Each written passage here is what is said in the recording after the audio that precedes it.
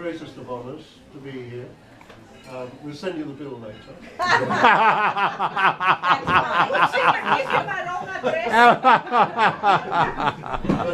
But we are really very, very happy and, as I said, very honoured. It's a great achievement for somebody to achieve. What did you achieve? 50 years of what's called holy deadlock, I think they call it. Something like that. Anyway, Gaby tells me she's going to Buckingham Palace to get the Victoria Cross for bravery. But anyway, we're really very honoured. Gaby and I are delighted to have been able to still invite people that we've known for years and years and years, our relatives and friends. We've already had a gathering in Cologne. We couldn't bring everybody together. And our neighbours we're going to have at a later date at home. Because it's been difficult to have them as well.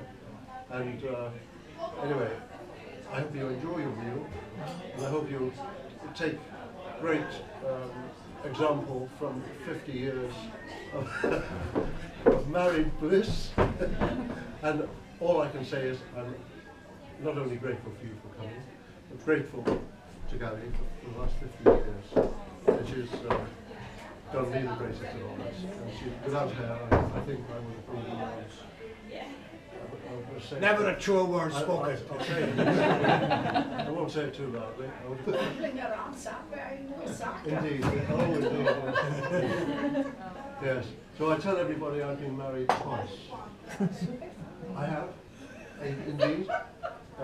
This was my second wife, and this is my first wife.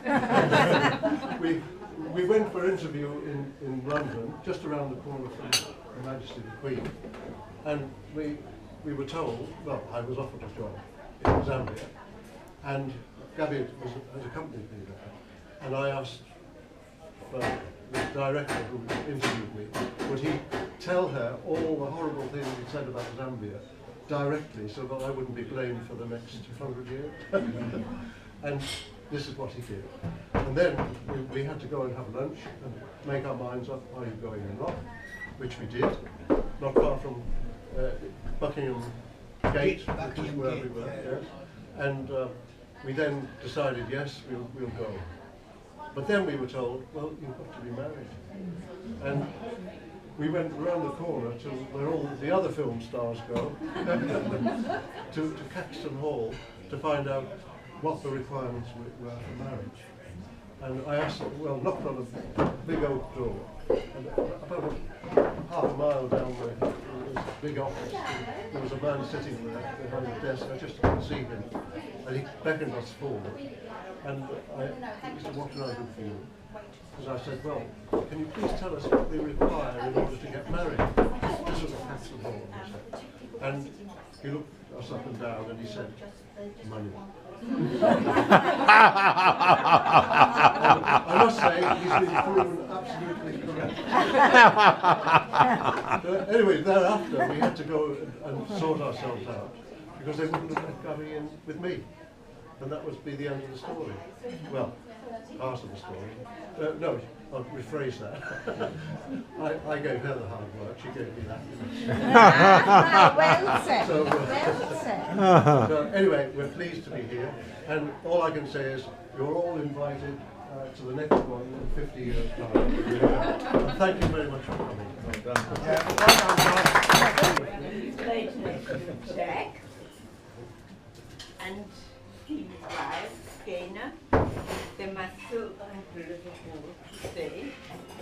So, and they will leave us then, and I hope that the rest of you will come with me, with us, Without me. with us, and for a cup of tea or cup of coffee,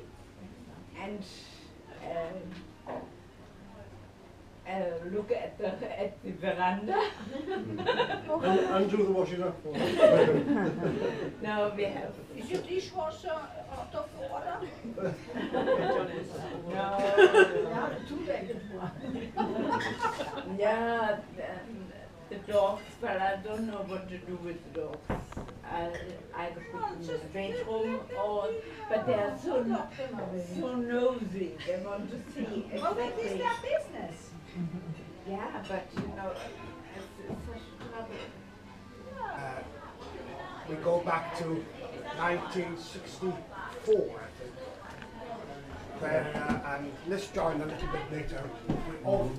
Liz and I and Gaby and John, we all worked for a well-known UK construction company called John Howard Africa Limited.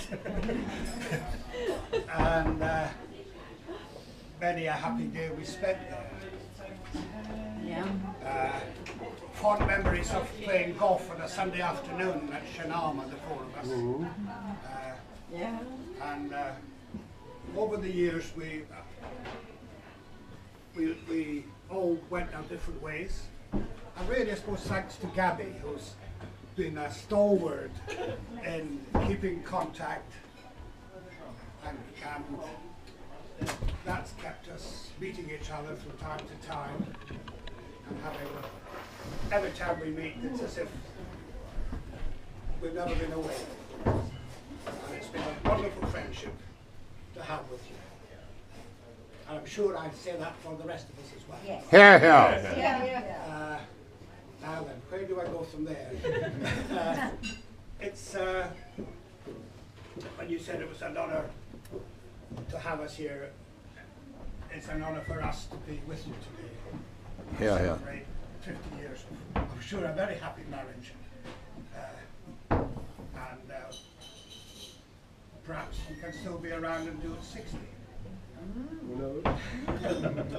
But anyway, I'm not going to say any more other than that you've been great friends to all of us, and we thank you for having us here today.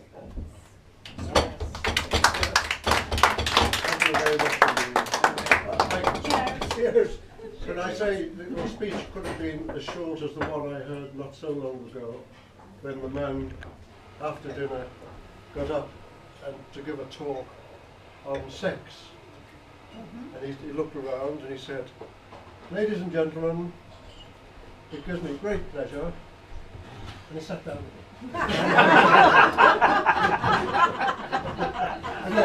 Donald, thank you very much for your kind words. We hope to see you in the next 50 years, somewhere. And it was really very nice having you all, I must say.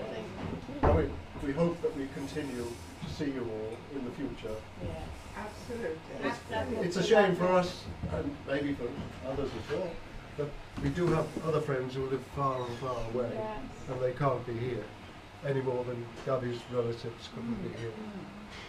You can't just nip over for lunch. You could have chartered a plane. Oh yeah, no problem. Just send a nice, friendly little letter to Richard Branson. I'm sure he will oblige. I'm sure you will. Well, we could have borrowed his island.